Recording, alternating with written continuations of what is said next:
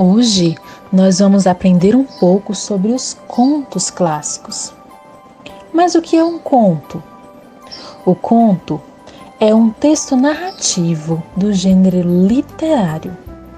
Ele serve para contar um acontecimento. Geralmente é uma ficção. Uma ficção é uma história inventada. Os contos são fantasiosos e podem nos levar para lugares diferentes através da leitura e da imaginação, com histórias de faz de conta. O conto possui um narrador, que é quem conta a história, e um enredo, ou seja, a história é dividida em começo, meio e fim. Dentro desse enredo, existem os personagens e o local onde ele aconteceu. Dentre os personagens, nós temos o personagem principal, que é aquele que se destaca mais que os outros. É possível perceber também onde aconteceu o conto, se foi em uma floresta, em um reino ou em um vilarejo. No passado, os contos, antes de serem escritos, eram contados oralmente. Oralmente significa que uma pessoa falava e o outro via, ouvia. Os mais velhos contavam para os mais novos e assim eles foram preservados até serem registrados em livros. Existem muitos autores e escritores, mas ao longo desse trabalho nós iremos conhecer escritores clássicos de contos para crianças, como Charles Perrault, que foi o primeiro a registrar esses contos. Ele é considerado o pai da literatura infantil. Também temos dois irmãos, o Jacob e o William, que eles são chamados Irmãos Grimm. E Hans Christian Andersen. Hans Christian Andersen também foi um autor e escritor para crianças, entre outros que nós iremos conhecer. Nós listamos 10 contos clássicos a semana passada, há 15 dias atrás.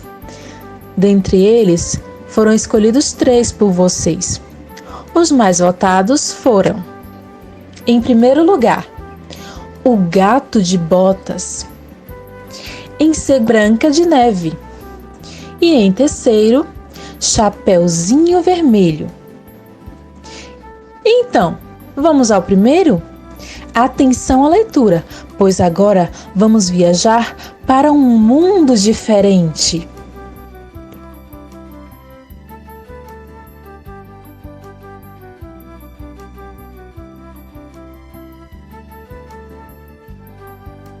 O conto que nós vamos ouvir hoje é do escritor Charles Perrault.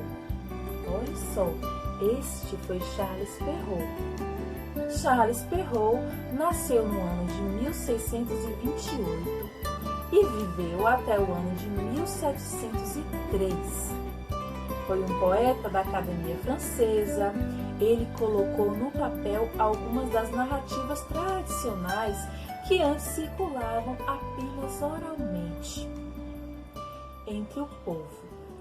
O trabalho resultou em um livro, publicado em 1697, chamado Histórias ou Contos do Tempo Passado com Moralidades, mas ficou conhecido pelo subtítulo Contos da Mamãe Gansa, que foi considerado o ponto de partida para a literatura infantil.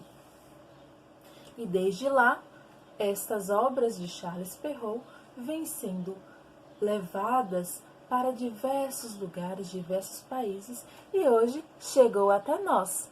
Nós vamos ouvir o conto O Gato de Botas, de Charles Perrault. Vamos lá? Olha só. O gato de botas. Era uma vez um pobre moleiro. Ele tinha 3 filhos. O mais velho e o do meio eram muito preguiçosos, enquanto o caçula era muito trabalhador. Quando o homem morreu, deixou de herança apenas um moinho, um burro e um gato. Ao mais velho coube o moinho, ao segundo o burro. A herança do mais novo consistiu num gato, que quase foi afogado pelos irmãos.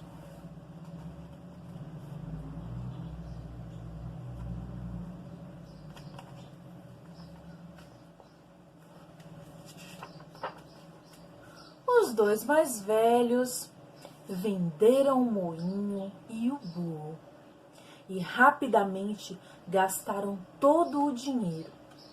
Enquanto isso, o irmão mais novo não sabia o que fazer. "O que vai ser de mim?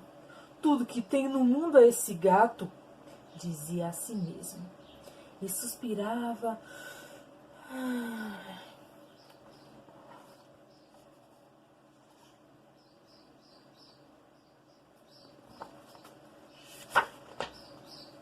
Seus pensamentos foram interrompidos por algumas palavras que deixaram o jovem surpreso.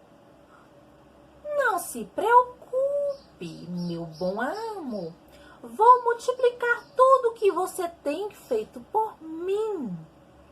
Você só precisa me dar um saco e um par de botas, e eu conseguirei que haja o mais afortunado dos homens."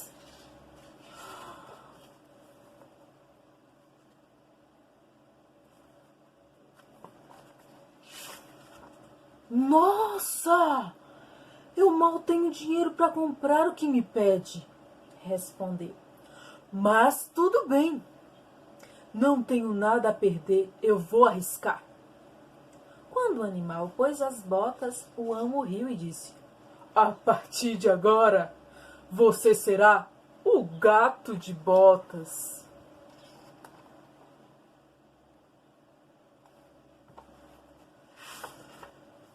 O felino se despediu com uma reverência e entrou no bosque. Colocou algumas ervas frescas no saco e se escondeu. Não demorou muito para que um coelho curioso caísse na armadilha. O gato prendeu e o levou ao palácio do rei para oferecê-lo como presente.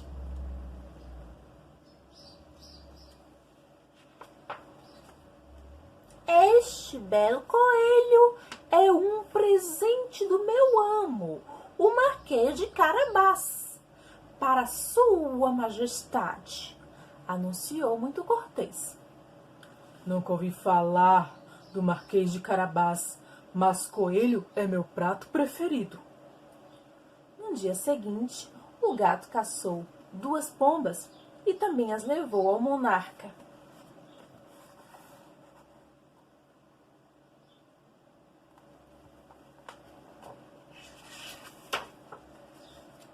"Trago este presente da parte do meu amo, o Marquês de Carabás." "Adoro pombas", aceitou satisfeito o rei. "Agradeça a ele por mim." O gato continuou levando presentes ao palácio, sempre mandados pelo Marquês de Carabás.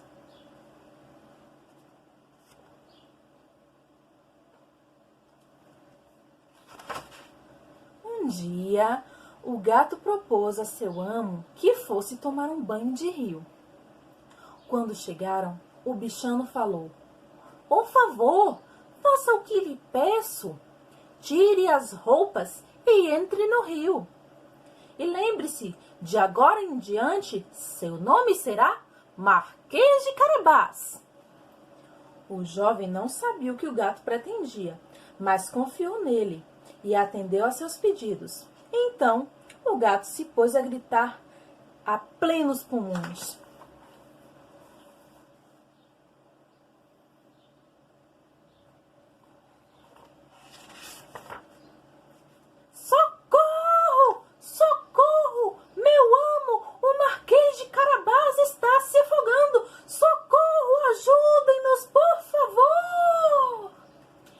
Nesse exato momento, o rei e sua filha passeavam nas intermediações como o gato tinha ouvido falar. Salvem o Marquês de Carabás, que vem sendo tão amável comigo, ordenou o rei. Quando os lacaios tiraram o jovem do rio, o gato cochichou no ouvido do rei. Meu amo perdeu suas roupas. O rei mandou que lhe dessem um traje adequado à dignidade de um marquês. Sua filha, a princesa, ao vê-lo bem posto, elegantemente vestido, apaixonou-se. No mesmo instante, o rei convidou o falso marquês para subir em sua carruagem e se ofereceu para levá-lo até sua casa. Então o astuto gato, que tinha tudo planejado, completou.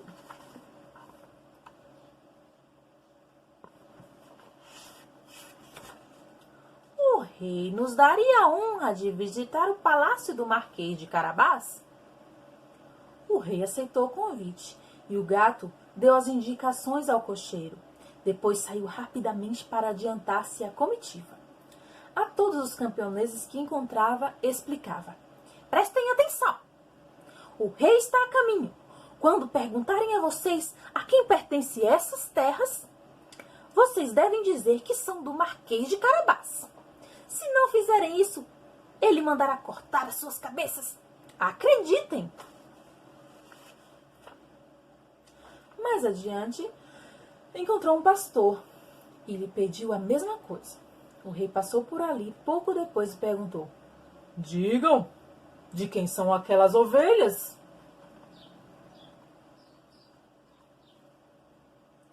Do meu amo, Marquês de Carabás, majestade, respondeu o pastor. Este marquês deve ser realmente rico e poderoso, pensou o rei, muito satisfeito. Enquanto isso, o filho do moleiro não fazia a menor ideia do que estava acontecendo. O gato de botas chegou ao castelo de um ogro temido em toda a região, que era o verdadeiro dono das terras pelas quais tinha acabado de passar. O animal se apressou diante do ogro e fez uma enorme reverência.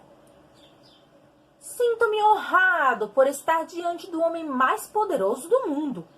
O motivo da minha visita é avisá-lo de que andam contando mentiras sobre o senhor, disse o gato.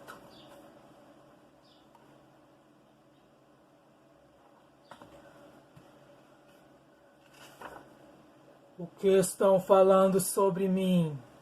Quis saber o ogro. Dizem que o senhor está muito velho para fazer uso da sua magia. Essas palavras deixaram o ogro furioso. Ouvi dizer que é capaz de se transformar em um leão. Isso é verdade? Perguntou o gato. Julgue por você mesmo, respondeu o ogro, que imediatamente se transformou em um leão feroz que urrava a 2 palmos do seu focinho. O gato tremeu de medo, mas se superou e continuou falando. Também ouvi dizer que pode se transformar em um rato. Sendo tão grande e poderoso, isso me parece impossível. Impossível? Transformar-me em um rato é a coisa mais fácil do mundo, bramiu o ogro. No mesmo instante, ele virou um indefeso ratinho. Então, sem perder tempo, o gato se lançou sobre ele e, nhau, devorou com uma única mordida. Esse foi o final do ogro. Pouco depois, a carruagem real chegou à porta do castelo. O gato se apressou para receber os visitantes. Bem-vindo ao castelo do Marquês de Carabás, majestade. Por favor, entre em nossa humilde morada. Esse castelo também é seu, Marquês? Perguntou o rei impressionado. A princesa, boca aberta, olhava maravilhosa à sua volta. Nunca vi algo igual. É tudo tão luxuoso. O rei estava encantado com aquele rico e generoso marquês e, desse dia em diante, passou a convidá-lo para ir ao palácio com frequência. Logo, eles se tornaram bons amigos. Pouco tempo depois, o rei autorizou o casamento da princesa com o filho do moleiro. Será que estou sonhando? Perguntava-se a jovem. Há poucos dias eu não tinha nada e agora me torno o genro do rei? Pensava o Marquês de Carabás.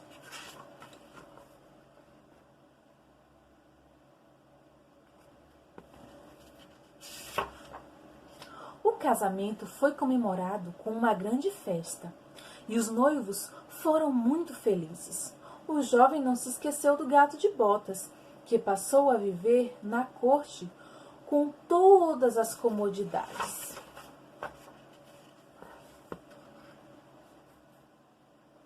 E assim encerra-se nosso conto, né?